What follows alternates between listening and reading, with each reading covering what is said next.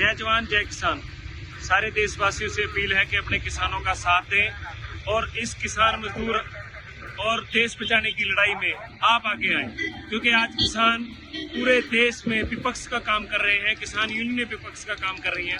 मैं एक विशेष बेनती करना चाहता हूं, क्योंकि हमने पिछले आंदोलन में ये चीज़ देखी थी और इसी एक कमी के कारण हमें बहुत देरी हुई है, पर अब की बार हम ये कमी नहीं रखेंगे। अगर इस चलते आंदोलन में मेरी जान पुलिस की गोली से या किसी दुर्घटना में चली जाती है तो मेरे इस शरीर का जिम्मेदारी मेरा परिवार नहीं, इसकी दाह संस्कार की जिम्मेदारी के किसान मजदूर मोर्चा और बीके शहीद भगत सिंह होगा। नमस्कार, न्यूज़ क्लिक में स्वागत है। मैं हूं मुकुंद। अभी एक बार फिर से देश भर में किसान आंदोलन अपने पीक की ओर जा रहा है। जैसा कि हमने देखा है, आज 13 फरवरी के दिन पंजाब से बड़ी संख्या में किसान दिल्ली कूच के लिए निकले हैं और हालांकि एक दिन की तैयारी नहीं है, इसके पहले कई महीनों से वो लोग अपने गाँव और जिले स्तर पे और राज्य स्तर पे कई बार सम्मेलन कर चुके हैं, जहां उन्होंने बार बार केंद्र सरकार से अपील करी है। जो 2 साल पहले जब वो दिल्ली की सीमाओं पर आंदोलन कर रहे थे, उस समय जो सरकार ने उन्हें लिखित आश्वासन और उनके वादों को पूरा करने की बात कही थी, वो उसको लागू करे, नहीं तो एक बार फिर वो दिल्ली आने के लिए मजबूर होंगे।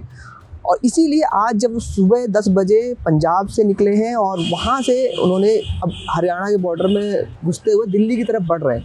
आज देश के कुछ किसान संगठन अपनी मांगों को लेकर जब दिल्ली जा रहे हैं तो सरकारें उनके राहों के अंदर, जिस तरह से हम देख रहे हैं एक डेमोक्रेटिक कंट्री के अंदर किस तरह से अपने संवैधानिक अधिकारों की मांगों को लेकर जब देश की सरकार के पास किसान जा रहे हैं तो उनके रास्तों के अंदर कंक्रीट और किस तरह से कीलें ठोककर उनको रोकने के लिए सरकार इस तरह आमदा है कि जिस तरह कोई बाहर का देश आक्रमण करने आ रहा हो।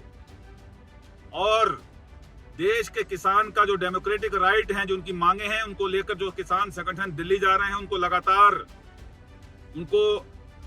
जो है धमकाया जा रहा है।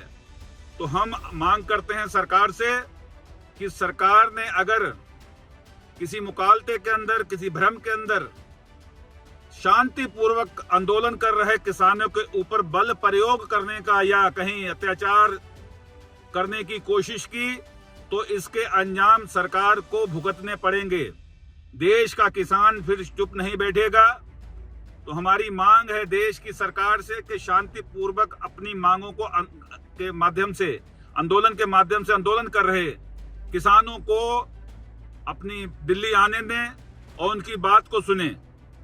कई जगह पुलिस इनको रोकने के लिए अलग अलग तरीके से कोशिश कर रही है। बड़े बड़े बैरिकेड लगाए गए हैं, कंक्रीट के बैरिकेड लगाए गए हैं, कटीले तारों की बैरिकेटिंग है, इसके अलावा बड़े बड़े कंटेनर्स हैं और बड़ी सिर्फ यही नहीं है, इसके अलावा सड़कों के और नदियों के आसपास बड़े बड़े गड्ढे कर दिए गए हैं जिससे किसान किसी भी तरीके से दिल्ली ना पहुंच पाए।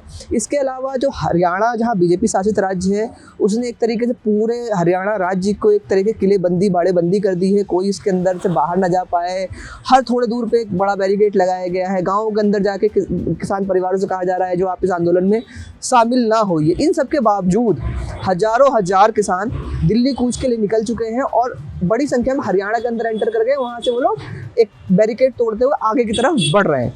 एक अभी का अपडेट तो ये है। इसके अलावा दिल्ली राजधानी के आसपास की जितनी भी सीमाएं हैं उसको भी एक तरीके से सील कर दिया गया है। जैसा कि हमने पिछले किसान आंदोलन के दौरान देखा था, सरकारों ने किस तरीके से पक्की दीवार चुनवाने तक की कोशिशें करी हैं, कंक्रीट की दीवारें बनाने की कोशिश करी है सड़कों के ऊपर। एक तो वो है, उसके अलावा सड़कों के ऊपर किसानों के ट्रैक्टर ना आ पाए, इसके लिए सड़कों के अंदर बड़े बड़े कील और लोहे नुमा नोकीली चीज़ें लगाई गई से किसानों को ट्रैक्टर पंचर हो जाए। ये सारे हालात को देखते हुए भी बार बार सरकार कोशिश कर रही है जो किसान दिल्ली ना पहुंचे, लेकिन इन सब के बावजूद किसान बड़ी संख्या में दिल्ली कूच को निकल चुका है और दिल्ली आ रहा है। हालांकि सरकार ने जब देखा शुरुआती दौर में तो उसने इस पूरे आंदोलन की अनदेखी करी पहले की तरह, लेकिन जब उसको लगा जो आंदोलन बहुत तीखा हो सकता है तो अंत समय में उसने किसानों के साथ वार्ता करनी शुरू करी और 2 दौर की वार्ता चंडीगढ़ में हुई। 12 तारीख की शाम को 5 बजे से लेकर रात के 10 बजे के 5 घंटे से अधिक की वार्ता किसान और केंद्र सरकार के 2 प्रतिनिधि, जिसमें केंद्रीय मंत्री अर्जुन मुंडा और केंद्रीय मंत्री पीयूष गोयल शामिल थे, दोनों के बीच वार्ता हुई। लेकिन वो वार्ता बेनतीजा रही। सरकार एक बार फिर से किसानों को आश्वासन देने का प्रयास किया उसने और कहा कई सारे सवाल ऐसे हैं जिस पर अभी हमें बातचीत करने की ज़रूरत है, और फिर से एक कमेटी का प्रपोजल दिया, जबकि किसानों ने इस बात को साफ इनकार कर दिया। उन्होंने कहा आपने 2 साल पहले भी हमसे वादा किया था, कमेटी बनाने की बात कही थी, उन वादों का क्या हुआ? इस बार हमको आश्वासन नहीं, समाधान चाहिए। इसी मुद्दे पर ये बातचीत खत्म हो गई। उसके बाद किसानों ने 13 फरवरी सुबह 10 बजे पंजाब से दिल्ली कूच का आह्वान किया और सुबह गुरुद्वारे के अंदर फतेहगढ़ साहिब में उन्होंने गुरुद्वारे के अंदर अरदास करी। और जो किसान मजदूर मोर्चा जो बना है, जिसके अंदर दावा किया जा रहा है 200 से अधिक किसान संगठन है, उसके नेताओं ने वहाँ संयुक्त रूप से अरदास करी और अपने इस मार्च की सफलता की बात करी और किसानों में एकता कायम है इसकी अपील करी। इसके साथ जब वो निकले हैं तो पंजाब के अंदर हालांकि उनको किस तरह की दिक्कत नहीं, पंजाब से हरियाणा के अंदर जाने के लिए बैरिकेड बहुत छोटे थे और बहुत मामूली थे, जिसको किसान हटाता हुआ आगे बढ़ गया। लेकिन जैसे हरियाणा के अंदर आते हैं और शंभू बॉर्डर के पास पहुंचते हैं, वहाँ उनका सामना हरियाणा पुलिस रैपिड फोर्स के साथ होता है, जो पूरी मुस्तैदी के साथ खड़ी थी। एक समय ऐसा लग रहा था जैसे एक तरीके से पुलिस किसानों के ऊपर आंसू गैस के जो गोले हैं उसकी बारिश कर रही है। लगातार बड़ी संख्या में आंसू गैस के गोले छोड़े गए और इसके अलावा जो कुछ किसान नेताओं को और जो किसान दिल्ली चलो के आह्वान पर निकले थे उनको डिटेन करने की कोशिश हुई और डिटेन भी किए गए। तो ये एक पुलिस दमन और सरकार एक तरफ से आंदोलन रोकने की कोशिश कर रही है, सड़कों पर नाकेबंदी हुई है। दूसरी तरफ जो सोशल मीडिया पर किसान नेताओं को हैंडल है, ट्विटर हैंडल है, जिनसे वो बार बार वहाँ की जानकारियाँ दिल्ली और बाकी देश दुनिया तक पहुँचाने की कोशिश कर रहे थे, और उन ट्विटर हैंडल्स को लगातार बंद किए जा रहे हैं, विथहेल्ड किया जा रहा है। ट्विटर अब जिसको अब एक्स हैंडल के नाम से जाना जा रहा है, उसमें बड़ी संख्या में किसान समर्थक जो भी पोस्ट करने वाले लोग थे और उन सबको एक तरीके से डिजिटल मीडिया पर भी और डिजिटल स्पेस पर भी उनकी नाकेबंदी हो रही है, सड़कों की नाकेबंदी के साथ साथ। लेकिन दूसरी तरफ सरकार के जो मंत्री जो कल वार्ता में गए थे वो बार बार कह रहे हैं जो हम खुले दिल से किसानों के साथ चर्चा करने को तैयार हैं, उनकी हर बात मानने को तैयार हैं। लेकिन सवाल वही है, यही मांग 2 साल पहले लेके दिल्ली किसान पहुंचे थे, उस समय से लेकर सरकार ने अब तक क्या किया है? क्या 2 सालों में सरकार को कभी नहीं लगा इनसे बात करके इसका समाधान होना चाहिए? जब किसान दोबारा दिल्ली चलो का आह्वान करता है तो सरकार फिर से एक बार बातचीत के कमेटी का प्रस्ताव दे रही है। लेकिन जो पिछली कमेटियां बनी हैं, जो जहां सरकार ने लिखित वादे किए थे, 2 साल में उस पर क्या हुआ, उसकी प्रगति क्या है, उसकी रिपोर्ट कौन देगा? ये सवाल जो है किसान आंदोलन में आए हुए किसान नेता भी पूछ रहे हैं और बार बार ये सवाल पूछा जा रहा है जो एक कमेटी हमको और नहीं चाहिए, हमको हमारा हक चाहिए, जब तक नहीं मिलेगा ये आंदोलन आर पार कर जाएगा। एक चीज जिसके नेतृत्व में पिछला आंदोलन लड़ा गया था संयुक्त किसान मोर्चा, वो फिलहाल उसने इस आंदोलन में शामिल नहीं है। किसान संयुक्त मोर्चा का ही उसी का एक फ्रैक्शन था जो अलग होकर संयुक्त किसान मोर्चा राजनीति बनाया था, उसके कुछ लोग हैं और जो बाकी संगठन है इन्होंने किसान मजदूर मोर्चा एक नया बनाया है जिसके नेतृत्व में आंदोलन चल रहा है। मैं सरवण सिंह पधेर किसान मजदूर मोर्चे का कोऑर्डिनेटर हो गया। देखो पूरे देश ਨੂੰ, पूरी दुनिया ਨੂੰ, पूरे पंजाब के लोगों को इस गल की बेहद खुशी होगी।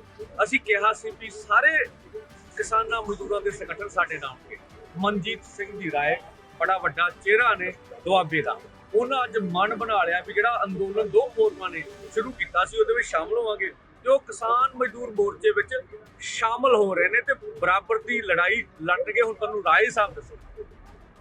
देखो जिहड़ा 2 कौमां ने संघर्ष शुरू किया, ये संघर्ष नंबर 2 इहनूं कह लो जां किस तरीके नाल कह लो, साडियां रहिंदियां मंगां ते रह कह लो, ਇਹਦੇ ਵਿੱਚ ਅਸੀਂ ਅੱਜ ਪੂਰਨ ਤੌਰ ਤੇ ਭਾਰਤੀ ਕਿਸਾਨ ਯੂਨੀਅਨ ਦੁਆਬਾ ਜਿਹੜੀ ਆ ਉਹ ਪੂਰਨ ਤੌਰ ਤੇ ਸ਼ਾਮਲ ਹੋ ਰਹੀ ਆ ਔਰ ਸਾਡੇ ਨਾਲ ਹੋਰ ਜਥੇਬੰਦੀਆਂ ਵੀ ਸ਼ਾਮਲ ਹੋਣਗੀਆਂ, ਥੋੜੀ ਦੇਰ ਚ ਆਉਣਗੀਆਂ ਔਰ ਇਹ ਜਿਹੜੀ ਕਤਾਰ ਹੈ ਹੋਰ ਲੰਬੀ ਹੁੰਦੀ ਜਾਏਗੀ ਔਰ ਇਹ ਭਾਰਤ ਸਰਕਾਰ ਨੂੰ ਜਿਹੜਾ ਪਹਿਲਾਂ ਪਿੱਛੇ ਸੰਘਰਸ਼ ਹੋਇਆ ਉਹ ਤੋਂ ਵੀ ਵੱਡਾ ਹੋਏਗਾ, ਇਹ ਕਾਫਲਾ ਤੋਂ ਵੀ ਵੱਡਾ ਹੋਏਗਾ। संयुक्त किसान मोर्चा और ज्वाइंट सेंट्रल ट्रेड यूनियन का जो संयुक्त मंच है उसने भी 16 तारीख को लगभग इन्हीं मांगों के साथ ग्रामीण भारत बंद और शहरों में मजदूर शहर बंद करेंगे, भारत बंद का आह्वान किया है, लेकिन वो इस मार्च में शामिल नहीं है। लेकिन उसके नेताओं ने आज मीडिया के दौर बातचीत में और इंडायरेक्टली पीछे बातचीत में कहा है हम इसमें शामिल नहीं हैं, लेकिन प्रदर्शन करना इन किसान यूनियन का भी अधिकार है और लोकतांत्रिक अधिकार है। सरकार इनके साथ इस तरह का बर्ताव ना करे, किसानों पर कोई भी दमन होगा तो संयुक्त किसान मोर्चा भी इस आंदोलन में शामिल हो सकता है और वो भी सड़कों पर आएगा।